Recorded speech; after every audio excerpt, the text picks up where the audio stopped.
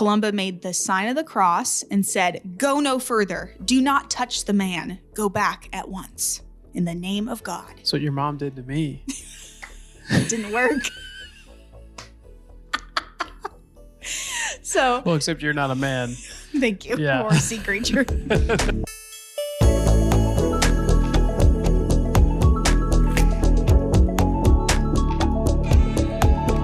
Hey everybody, welcome back to Stuff That We Like / Enjoy. I'm Caleb. And I'm Christina. And we are the Castanettas, and today... I'm going to be asking Caleb what's something that he likes / enjoys, at least this point in time. So, something that I like / enjoy, at least at this point in time, I couldn't gather the mental energy to actually put together a topic that would be sophisticated enough for us to really dive into. Okay, that's fine. So I thought we'd do something a little bit more fun instead. All right. Yeah, so today I'm just going to ask you and answer as well, what are some movies, music, or media that has changed the way you think about life? Wow. Yeah. I know it's a lot to digest. Yeah. Just off the top of the dome. So but movies, music, and media. yes. And so we'll start with movies. Okay. And I can go first if you want a little bit of time to think. Yeah. So my first movie. That has changed the way you think about life. Yes. Okay. Not just like your favorite, but maybe your favorite one has changed be. it. Okay. You can also do your so favorite. I'm thinking of like if you some feel favorite it. movies, but I don't know if they've changed my life. But we'll It could see. be. It could be the way they change the way you look at your life. It doesn't have to be like life changing. Like you're a different person. You know. Yes. Yeah. So it could just be the way you look at life is a little bit different. Cool. I like it. So for me, personally, my first one was Phantom of the Opera. And I think we've talked about this a couple times on the podcast itself. But the way he hits that note at the end of the movie, when he's lost his love, he is losing his place. The Phantom is losing the place he has lived his whole life, which is at the opera house. And he hits this high note and he breaks this mirror. And behind the mirror is an escape hatch. And he flees the scene. He leaves behind everything. But he ultimately did the right thing. He let go of the girl he had kidnapped because she wouldn't love him. Christina. Yeah. And he gets away and he did the right thing. It's a little bit tragic, but it was all conveyed through the emotional performance of the actor and like the way it was framed and shot and the music swelling at the very end. And that was the moment that I knew I wanted to do something with music. And later on in life, I ended up doing something with media too. Wow. And it really did. It shaped my life. Yeah. So if you think about particularly how it was portrayed, like the music and him Yes. singing, as well as the cinematography Yeah. of the Phantom at the end of the movie. Yeah. It was Kinda all of it. impacted you. It Yeah. was the whole scene. The acting, the music, Yeah, lyrics. the lyrics, the way it was shot, the lighting, everything about it made me feel what I assume was exactly what they wanted me to feel in that moment. Yeah. And literally changed the trajectory of my entire life. That one moment when I felt something about what was happening on screen, I was like, that's what I want to do. I want to make people feel like I feel right now. I want to just like give that to other people because it's such a gift to me, you know? I love that. So That's beautiful. that's my first one. Cool. Do you have any other movies? I do. Do you want to do yours? Oh, or- I mean, I have one that I'm thinking of. So the movies I'm thinking of, I'll throw this one out first. They're not maybe the movie itself changed how I think about life with this one, but it impacted my life. And it is a 2020 movie called The News of the World, which is a Western movie with Tom Hanks. I don't know how well it did. And you and I, like, we had a major snowstorm. Were visiting, Yeah, I believe, visiting from Michigan. From Michigan. We'd just been dating for a couple months at that point. And it was a truly massive snowstorm, like I think a foot of snow on New Year's Eve. And we were hanging out New Year's Day. Well, we were hanging out New Year's Eve. New Year's Eve, yeah. And then like New Year's Day, we were hanging out. And we're like, let's go to the movies. Yeah. Because everything else is closed down. And so we drove to Lee Summit through a crazy amount of snow into an unplowed parking lot. I think they had like an 11 a.m. or noon showing. We were the only people in the entire, not only movie theater as in this movie we were watching, but the entire theater. Yeah. And yeah, I just remember us just like having a great time hanging out together, watching this random Western movie. And I was just like, I really like this guy a lot. Wow. And so, yeah, I think that impacted a little bit of life, just like feeling so comfortable with you and us like having a lot of making our own fun kind of a thing. And I don't really remember the movie like terribly well. I think it was okay, but just like hanging out with you during it was really fun. Yeah. And it felt like we were the only people in the world kind of a situation.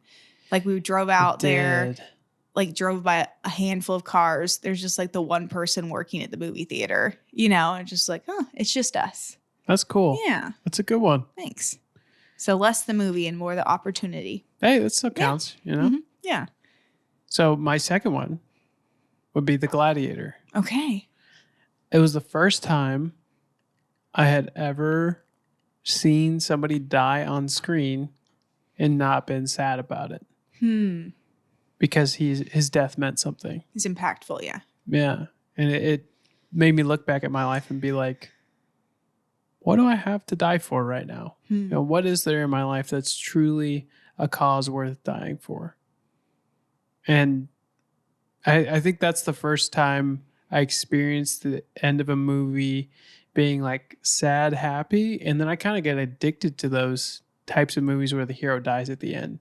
Still kind of am. Yeah. You know me. Yeah. You're like, all right, it's good. Yeah. Yeah, it's all right. I like that they end happy sometimes, but I really like a tragic hero, honestly. And having his family ripped away from him while he was in captivity, and then being forced back into captivity, being forced to fight against the current emperor, and at the end being reunited with his family in a really tragic way, made the whole story make sense, but it also made me want to live for something bigger than myself, which is what we talked about with Carson a couple weeks ago. Yeah. A man needs a cause bigger than himself. Something to fight for.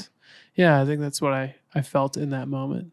So less relational than your experience of us in the snowstorm, it was amazing. It was really cool to drive through that and get to that theater and be literally the only ones there. Like I think even in the lobby, we walked in and we're like, like there's one person like starting to make popcorn. They're like, oh, somebody showed up. Somebody's here. We should make some popcorn. Yeah.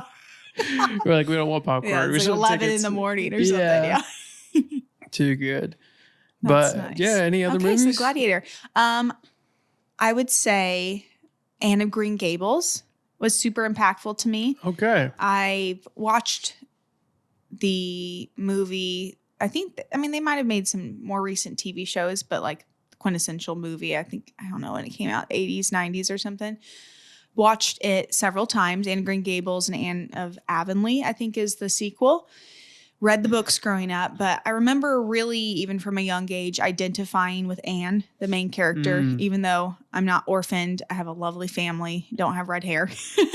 So I didn't identify with that, but she was somebody who was a little bit different, a little bit spunky. Yeah. And I always thought, I'm like, if I was living, orphan. No, less an orphan, but living during her time period, I would be the one like running through the forest and like maybe, not wearing a dress and wearing some pants or, doing something that's a little bit countercultural. But I remember watching it maybe 10 years ago. And I cried. I've cried in maybe 5 movies in my life. But Gail, the main character, really loves Anne. And Anne likes Gail, but she's afraid of like what it means to like actually like fall in love because you might get heartbroken or whatever. And I was like, that's me. Like, I want to find love, but I'd rather not, because I'd rather not get hurt, So I remember like watching that. I'm like, I am Anne and I will be alone forever. Even though she ends up being happy with Gail. But it's after many years that she ends up with him in the story of the books. And so I remember that impacting me as a kid. Another movie that's similar where you cried was, and correct me if I'm wrong, but maybe over some similar feelings, but was Little Women. That was another one I was thinking of. Yeah. Which it was, what was her name? Jo. Jo. You really sympathize with Jo. Yes. She as well is kind of similar characters Anne from Anne of Green Gables, Jo March, where she's like, oh, she's going to be a writer, which is a less feminine thing to do. And Lori like loves her, but she's like, I can't be hurt. I don't want to, so she just kind of says Lori's no. a guy. Yes, Lori is, a dude. Yeah. But yeah, I remember watching that and crying. And I think we were like kind of reconnecting around that time. We were. We watched it together. We did. We watched it together. I remember sitting there. Really platonic movie to watch together. Right before like you moved to Michigan, And I remember sitting there and being like, I will be the Joe who pushed away Caleb and he's leaving me and it's all my fault. And sitting there like trying not to cry. I think you even got emotional watching it. It is an emotional movie. It was really good. Mm-hmm. The remake is awesome. Yeah. So it really holds up. That was something else that impacted me. It's a great movie. Yeah. Thank you. Yeah. Awesome. Yeah. Do you have any other movies? Not off the top of my head. Yeah. I have another last one to throw out. Okay. And it is the movie Cats. Oh God. Which is a remake of like a Broadway musical. Yeah. And we attempted to watch it 2 different times. Twice. Couldn't do it. And I think that impacted my life in the fact that I was like, I can't do it. We'd talked about, this might have been like right before you moved to Michigan, watching this movie together. We even rented it for like $5. Yeah. Which I don't pay money to rent movies. And I remember making it like 10 minutes in and like being like, I can't do this. And that was the first time you've ever told me that. Yeah. Like for a movie. Because you watch a lot of movies that I wanted to watch. Mm-hmm. I'm a real cinephile type of dude. And you were very kind in watching those movies you didn't really want to watch.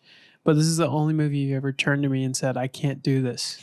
And I remember being like, I felt comfortable enough that I could be like, I don't want to watch this, dude. Yeah. It was hilarious. Yes. I remember it was one of my favorite things. Yeah. And then like 2 years later, we tried to watch it again and made another. Could not do it. Yeah. No. Yeah. It still does not hold up to this day. Yeah.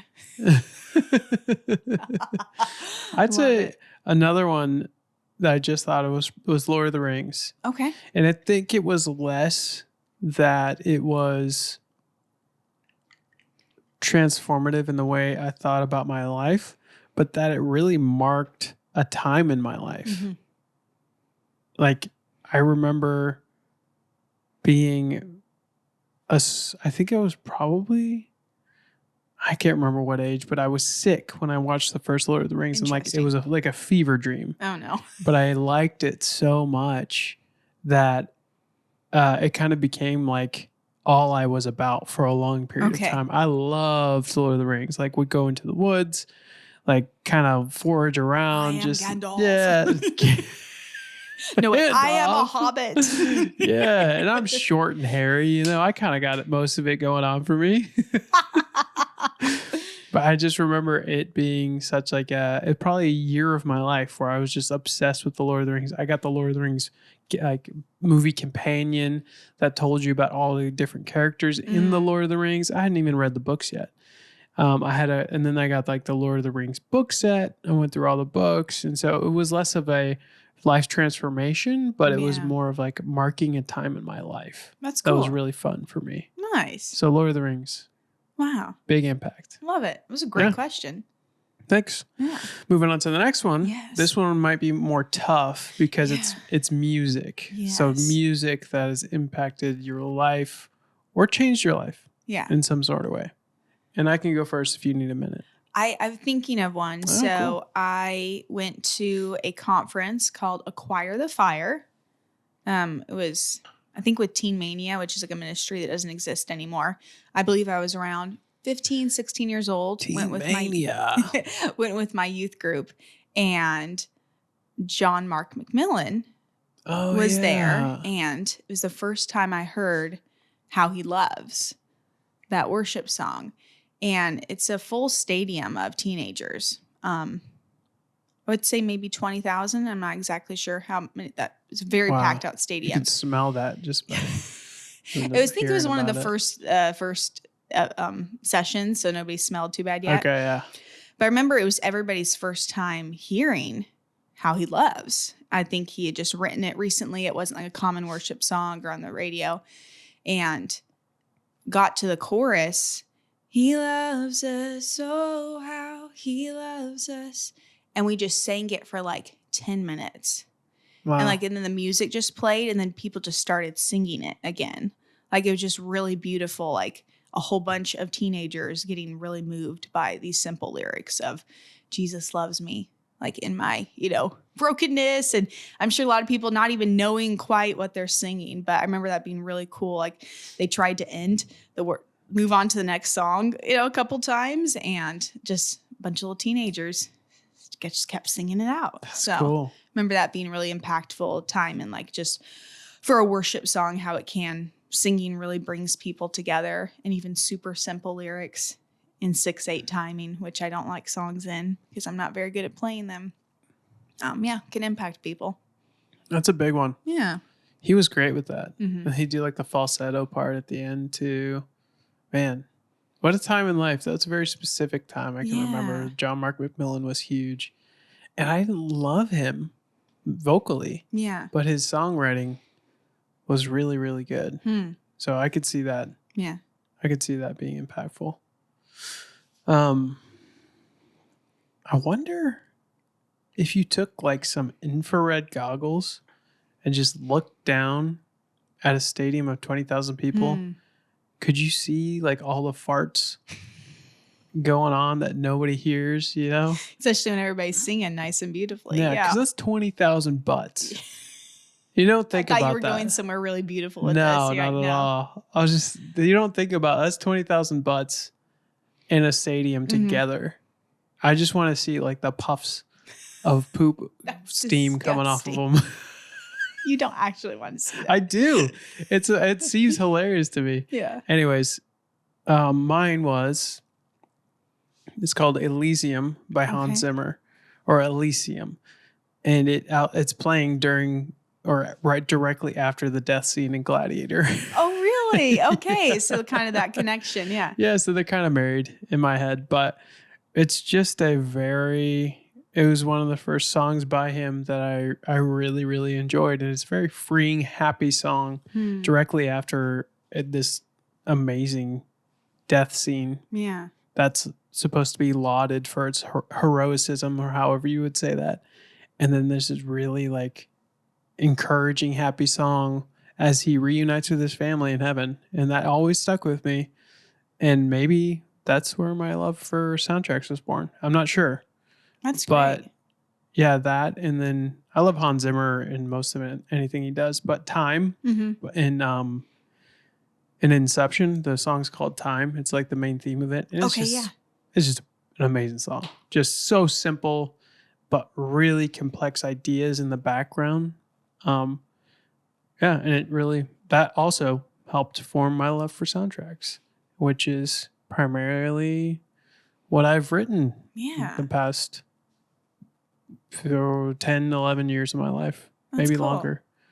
But that's I like how you took it like a worship route. I wonder what would be my song. I think I really like the song It's Just a Little While Longer Until I See You. That definitely impacted my life. Yeah. That was, I don't know where it came from. Wrote that even? No idea. I think it might have just been a chorus. A chorus that was sang, but it really impacted me because I think that plays into the heroic death that we all as men want to have. Yeah. It's like die for a bigger cause. And that was the saying, is just like, it's just a little while longer in this suffering of this life until we see you, Lord. And it's going to be worth it. Like you are the cause that's worth it for us to die for. So maybe that connects in a weird way. Yeah. That's beautiful. What about Green Eyes by Coldplay, babe? That's a good one. Yeah. You like that one? Yeah. When we were dating the first time, you had told me about the For You feature on Spotify. And I got Spotify and I looked up a song about green eyes. And because you have green eyes. because I have green eyes. Yeah. And I think I sent you the playlist or something. You know. Did you really? Yeah. Green eyes, you're the one I wanted to find. Subliminal messaging. That's a cute song. That's a nice one. On that, similar to the song the worship song you were talking about, I think it's All Is For Your Glory. Yes, that's a good song. Laura Park. Yeah. And I remember singing that song in college. And like the chorus is like, put me anywhere. Just put your glory in me. I'll serve anywhere. Just let me see your beauty. And I remember, singing that through college and worship sets and stuff. And then I was on a absolutely horrendous missions trip to Italy. And this wasn't like, tourism Italy. This was like Southern Italy, run by the mafia, scary Italy. And I had signed up for the trip to go to Milan and work with a YWAM base there. And then they ended up being like, we're actually going to drop you off in the middle of nowhere, Italy. And it was the hottest heat wave in like 70 years in Italy. It was legit 118 degrees with a feel-like temperature of like 135.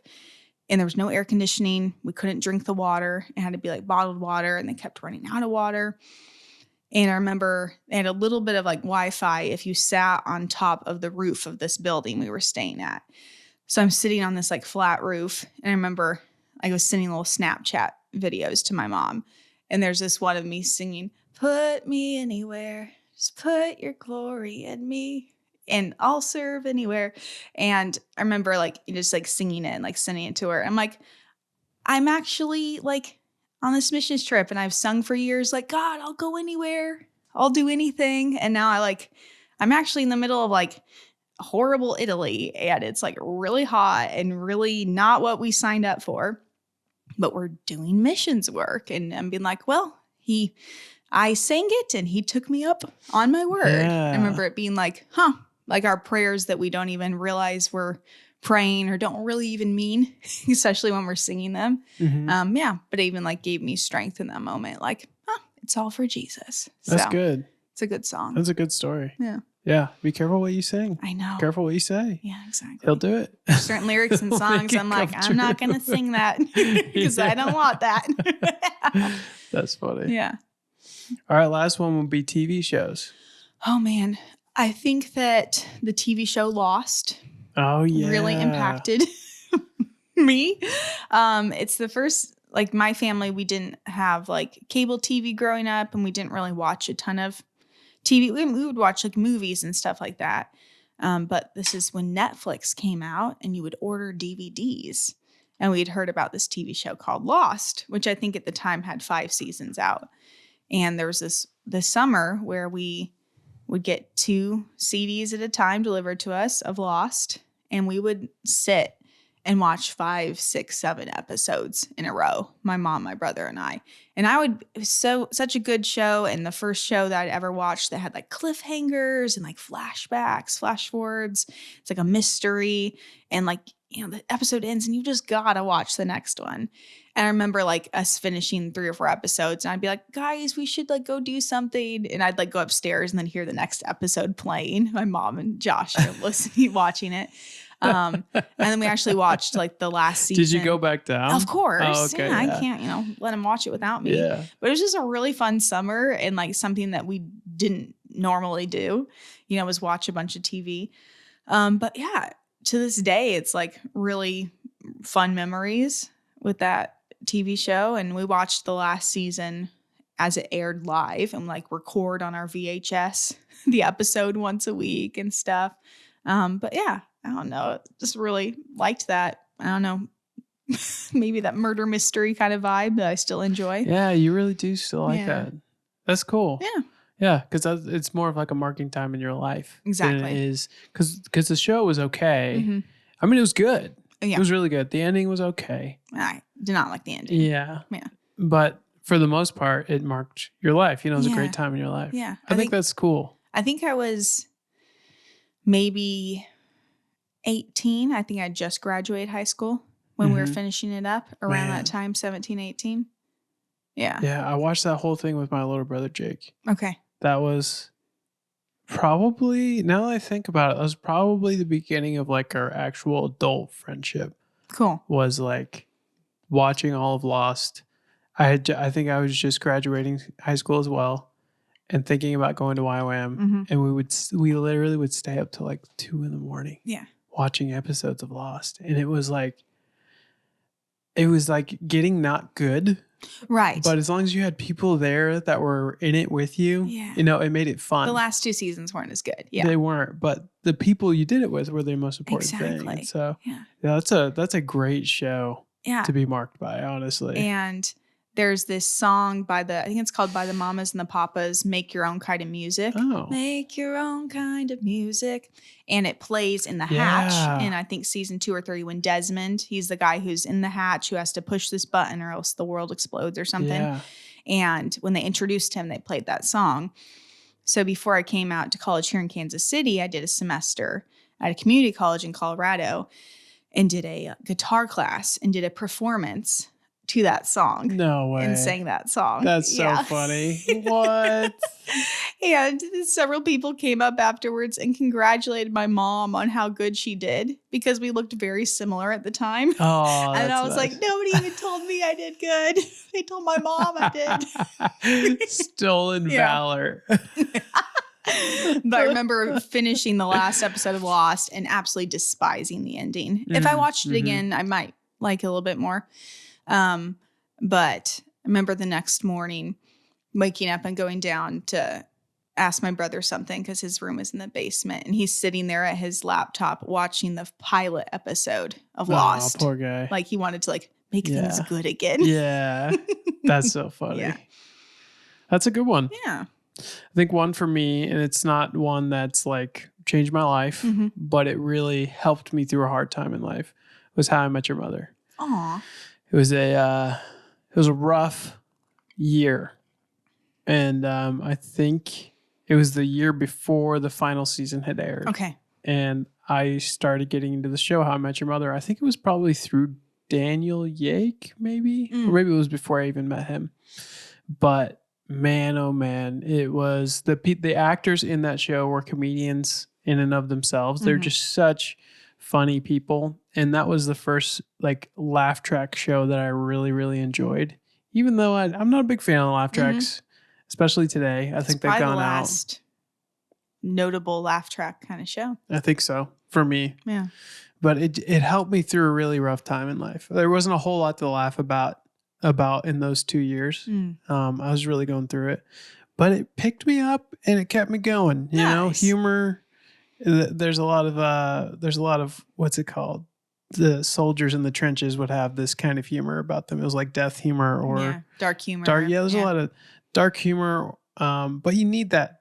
And the soldiers in the trenches back in World War II, World War I, you can hear them tell stories, and it's like that's what kept them going, was like that dark sense of humor. It was just like you need laughter in those hard seasons to keep you going through it, and you need people to laugh with. And so Jacob was one of those people that I watched the show with, and it was really cool to be invested in such a funny show with a great guy, and also for it to carry me through a really rough time. So I think How I Met Your Mother, another show that I love that I don't recommend is Peaky Blinders. Okay. Violent. Yeah, it's violent. Everything. Okay. It's not a good show to watch. But again, 10 out of 10 wouldn't recommend. Yes, but it's the people you watch it with, you know. And Jacob was one of those people, but also Carson. Okay. Shout out to Carson Acton, who's been on the pod a couple times, but he was one of the people I wanted to show the show to. And we got to the end of the show, and he was just like, there's nobody to root for. Like, everybody in here is a bad guy. They all suck. They all suck. And it was a really cool thing for him to say, because it was like a realization for me, of like, oh, you know, I thought this whole show was about the art, but I was also not as invested in the actual storyline as I should have been. Because he was right. There's nobody to root for. And what good did it do me Right. to watch an entire show where there's nobody to root for. There's nothing redemptive. Nothing Yeah. redemptive, nothing healthy about it. It was just like a cool show. Mm-hmm. And man, it was made so well. That's what draws you in. But I think the realization after I watched it was probably the most rewarding part of watching that show. Is just like, wow, you really got to look at the character of the people that are being portrayed. Mm-hmm. And there has to be somebody to root for. Otherwise, what good is it for you to watch that? To watch how many ever seasons there were. And yeah. Yeah. And I mean, I probably, I don't know if I'll ever go through it again. Yeah. But it was a good lesson, Mm-hmm. you know? So I think that's another show that really marked me. Cool. Yeah. What a great questions, babe. Cool. Nice. Well, I appreciate you going on the journey, girl. Yeah, of course. We're going to pop in right here to remind you guys that if you enjoy this podcast, which hopefully you do if you're watching, if you could like, subscribe, share, comment, all the good things on Spotify, Apple Music, YouTube, just so more people can find us and you don't forget that we exist. We also would love for you guys to write in on suggestions for topics. The one I'm about to do was suggested by my dad. And so different people can throw out topic ideas and we will actually cover them. Yeah. Within reason, of course. Within reason. So you can write in by commenting on our Instagram page, which is Stuff That We Like Podcast, or email us at stuffthatwelikepodcast@gmail.com. Also, we love to do challenges, Yes. 30-day challenges. We have another one coming up, and we're going to do a challenge by a dear listener we will announce shortly. But if you have any challenges, 30-day challenges you like us to do, please send them in. Yes. We'd love to hear from you. Yeah, we're currently doing Read the Book of Count of Monte Cristo So good. in a month. Yeah. And it's a 1,200-page book. Caleb's already finished it. Yeah. I've got a bit left to go, but we'll tell you guys about that next week. But yeah, suggest some challenges and we would love to do them. All right, back to the show. Next on the show, we like to go to Legend Lowdown. The Legend Lowdown. That's right. This is where we talk about characters, artifacts, and some just historical stories, if you could call them historical. That Many we legends consider, are pretty historical. yeah, that we consider legendary. Yeah. And so, Christina, what's the legendary lowdown topic you've got today? So I'm going to be covering quite briefly, because there's not a bunch about it, the legend of the Loch Ness Monster. Nice. Which was suggested to us by my dear father as a topic for us to do. Let's go, Fred. Yeah. Woo-woo. All right. So this is actually one of my favorite legends, the Loch Ness Monster. I remember it must have been some sort of history book growing up, and it covered the different legends and myths.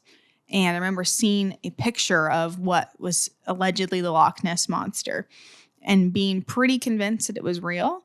My mom, in I believe high school, wrote a report on the Loch Ness Monster. And so I was like, if my mom wrote a paper on it and there's this picture, it probably is real. Your Honor. Yes. If you'll look at the evidence before you. The Loch Ness Monster, real thing. Okay. So I want to start with just a quick introduction to the legend, and then we can maybe talk about why people still care about it to this day. Cool. First of all, do you know what the Loch Ness Monster is?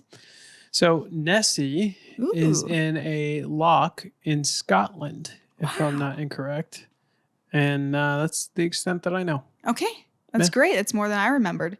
So the Loch Ness Monster is said to be a massive and elusive creature that is lurking in the waters of Loch Ness, which is a massive lake in Scotland, which I now have the great desire to go to. Yeah. We got to go. Descriptions describe. That was a good sentence. The Loch Ness Monster, who's also referred to as Nessie, as a long-necked beast that resembles a dinosaur. Mood. Sightings of Nessie has described her as having humps on her back that protrude from the water and a serpentine-like body that could stretch up to 30 feet or more. It's like reading the Song of Solomon. There we go. That's funny. So pretty much a massive sea creature type thing that's in a big lake in Scotland. There you go. So where does this legend come from? It comes from a guy who lived by Loch Ness. Okay. So I thought that this was a relatively new legend because in the 1930s, there was a big frenzy about the Loch Ness Monster that started. It was in newspapers. There was a famous sighting in 1933 by a couple who claimed to see a huge sea creature in the lake that looked like a giant serpent rolling and plunging in and out of the lake. That's so scary. And so lots of people flooded to the area in the next year. Nice. And it led to an iconic photograph that if you've ever heard of the Loch Ness Monster, you've probably seen this picture that was going through newspapers like worldwide, maybe not worldwide, but to the Western world, of the head and neck of Nessie sitting in the lake. And it was later revealed that it was a hoax it was made out of a toy submarine and a fake monster head that this photographer kind of boated out there and then took a real grainy picture of, which it's amazing. So like any funny. sort of like cryptid creature like Bigfoot or Loch Ness Monster or what's the one up in Michigan? The Michigan Dog Man. The Michigan Dog Man. Like there's no clear pictures. Yeah, no clear They're all pictures. really grainy. Yeah. So that's all that I ever knew about the story. Okay. But actually, the story of the Loch Ness Monster has been around for over 1,500 years. Spooky. So the earliest account of the Loch Ness Monster is from the 6th century, like 500 and something AD. And it was detailed in this book written about the life of Saint Columba. So Saint Columba was a monk who was staying near Loch Ness Lake when he encountered local residents who were burying a man. And he's like, what happened to this guy? And they explained to him that the man was swimming in the lake when he was attacked by a water beast that mauled him and dragged him underwater. And despite all their attempts to rescue him by boat, he was killed. And then, I guess, floated to shore. So they were burying him. So Columba sent one of his followers to swim across the lake to bait the beast. And the beast started swimming up to the man. No. And Columba made the sign of the cross and said, go no further. Do not touch the man. Go back at once. In the name of God. That's what your mom did to me. It didn't work. So, well, except you're not a man. Thank you. Yeah. Or a sea creature. So go no further. Don't touch the man. Go back at once in the name of God. And the creature stopped as if it had been pulled back with ropes and disappeared. And the guy he sent out there escaped and was fine. And this was one of the documented miracles that led to Columba being established as a saint. Yeah, I thought so. Because in the Catholic tradition, you have to have performed, I think, miracle. 2 miracles. 2 miracles? Yes. So That's this a was lot. one of them that he stopped the monster. That's not okay. Yeah. Go ahead. So that is the earliest origin story we have of this giant water beast. Scientists in modern history have searched the lake, which it's 23 miles long. So it's a lot of lake. With everything from submarines to doing like DNA sampling of the water to detect if there's serpentine DNA or sea creature kind of stuff. And they've just never found anything. No conclusive evidence that a mysterious creature is living in the lake. But to this day, the legend remains. Each year, more than 300,000 people take a boat tour of Loch Ness Lake, with many of them keeping their eyes out for Nessie. But none have ever found her. That's crazy. Yeah. It's not true. It's not true. I didn't know the history of it, but that is the dumbest. To be like, I did a miracle. I sent one of my men across. Like, first of all, what a terrible person to send one of your followers into a lake. To swim out there. Well, not only to swim out there, but to outswim a monster. What if it was like a shark or a crocodile? And you're like, there's no way he's escaping. Right. But not only that, but to forge such a lame miracle. Like, I mean, if it really happened, it's not lame by any means. It's pretty cool. I was kind of on your side, but then you said he got put into sainthood because of this last miracle that he did. I was like, This think is it was one of clearly his fake. first ones. He had some other ones. Yeah, but Oh, sure. Yeah. I'm Allegedly. sure he did. Oh, that's crazy, though. Yeah. Okay. So do you think... Well, just because my young 8-year-old heart Yeah. really believed that Nessie's out there. I don't know. There could be just a really big eel. I don't know, lake eel. I don't know if those exist up there. I'm sure people saw something that was some sort of big fish. Yeah. It's a massive lake, but probably not in the sense of a 30-foot long thing. I think we would have found something like that in the last 100 years. But I thought it was fascinating that there's more to the story than I just thought it was in the 1930s that these people we saw it. And there's a fake picture, but there actually is a legend from a monk from 1,500 years ago. Such a long time ago. Yeah. That's cool. I like the history of it.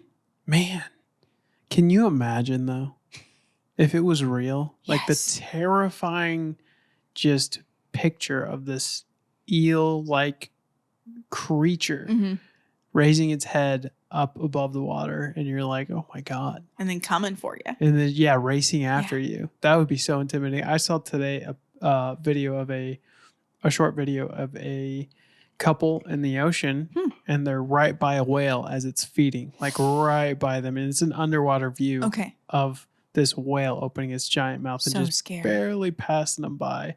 And so creatures that big exist. They do. They actually do. It's not too far off to be like, what if it was just had a long neck? Yeah. You know, and it's just that big of a creature. Obviously, we would have found it by now. So I don't think it's in the loch. I don't it think could this have is died real. off. It could have been the remnants of before the flood, prehistory, dinosaur situation that made it. Definitely be. Yeah. I think she died off by now. Yeah, she's probably dead. Yeah. Which crazy fact that we learned the other day, lobsters are technically immortal. Yeah. The only thing that kills them is that they get so weak that they can't shed their skin and they just die. But they can live to be 150 plus years. Mm-hmm. Yeah. Kind of crazy. It kind of sucks that it's like shedding their skin is the thing that kills them. Like, if you were immortal and it's like, but if you don't change your clothes, it's like elephants where they go through 6-7 set of teeth and then finally their last teeth fall out and they just starve to death because they can't eat anymore. Yeah. Yeah. What a way to go. I know. It's a bummer. We need to help these elephants out here with some dentures. I know. Somewhere in, I don't know, whatever hospital Jordan Peterson's in right now, he's rolling over, hearing us talk about lobsters. Why is that? Oh, his whole thing is about the lobster. Oh, really? I don't know this. Yeah. He has a whole reasoning behind humanity being alive or something like that. Okay, and it's connected to lobsters. Yeah, it's quite a well thought out point. I don't remember everything about it, but it's all connected to lobsters. So funny. Shout out to Jordan Peterson. We'd love to have you on. Love Great. it. I like the topic. Thank you. Very well Short put. and sweet. Yeah. Love So it. you don't think that Nessie's out there? It's not for us to say yes or no, even though I said no earlier. It's for us to just give the legendary lore and let people there we go. make up their minds. And if I'm ever in Scotland, you better bet. Oh, yeah. We're going to that lake. Oh, yeah, for sure. I'm going to look for Nessie. Lastly, on this podcast, we like to recommend something. Oh, yes. To our listeners. So, babe, is there something you want to recommend to lovely stubbies out there? For anybody just listening to this, I wish they could see my face when you do that. I come up with a really good recommend, but it is escaping me. Could you go? And it will pop back into my head. I'll make a recommend. Okay. Here's my recommend. Get a significant other, a spouse who loves you like my spouse does and Me? makes you, yes, you, and makes you phenomenal breakfast on a snow day. Christina made me eggs and toast this morning and just put a little bottle of hot sauce next to my plate. Didn't even I didn't ask for it. She's just like, you want me to make you breakfast? I was like, sure. And she brought me this full, beautiful breakfast. And I was truly blessed by it. So Aw. get yourself a good spouse who's willing to sacrifice for you, That's great. Thank you. Mm-hmm. My recommend would be that if you are somebody who has been eating healthy for a while and avoiding certain foods, like maybe dairy or gluten or like vegetable oil, to if you get given a gift card to a restaurant and you go there, hypothetically, and buy $70 worth of food with your lovely spouse, to actually think about that the 4 things you ordered were all fried. And your stomach's not used to that. And your stomach's not used to this oil and this gluten and this things. And that you might have severe acid reflux and regret your entire life at 3 a.m. So just remember in the moment as you're ordering, like, oh, that all sounds really good, but maybe don't order 4 fried, 2 fried appetizers and both of your mains be fried food. Because you will regret it. Because although it tastes good in the moment, your body will be like, what you doing to us? And you might have the worst breath of your life. Like killer bad. We were hanging out after the meal at home. We're about to go to bed. Christina's like leaning on my shoulder. And I smell her breath. And I almost died. Yeah. It was pretty bad. It was the worst breath I've ever smelled in my life. Yes. And she went and brushed her teeth kindly, and we went to bed. And then she lay down in bed and breathed in my face. And didn't even breathe in your face. It was just in the air. My soul left my body. My soul completely, I saw myself from above, and I saw myself about to gag and throw up. I brushed my teeth 3 times, mouthwash several times, like did gargle, flossed, everything. And it was like coming out of my lungs. And this morning I looked it up and they said, if you eat a bunch of really pungent food, which we had ramen and a bunch of garlic and onions and like all sorts of stuff, you actually absorb it through your bloodstream and you like exhale it out of your lungs. The smell. So it doesn't matter how much you brush your teeth, like it's in your lungs. Oh, I'm sold. And it's coming out. I'm sold. And you experienced that. I experienced that. Yeah. And so you went and brushed your teeth another time. Came back and smelled great. For about smelled 5 like minutes. 10 minutes later, you smelled like a stadium of 20,000 teenagers after the 5th day of the conference. Yeah. It was terrible. Yeah. And I couldn't do anything about it. And this morning, brush your teeth, you're fine. Yes, exactly. Great. Good to go. Yeah. Yeah. Yeah. So just watch out, just people. Think about all those things. Think about it. Yeah. Anyways, thank you all for joining us this week. Once again, I forgot what I was going to say. Oh, okay. We love you. Yes. We appreciate you. Yes. And this has been stuff that we like / enjoy, at least at this point in time. And we'll see you next time. Bye. Bye.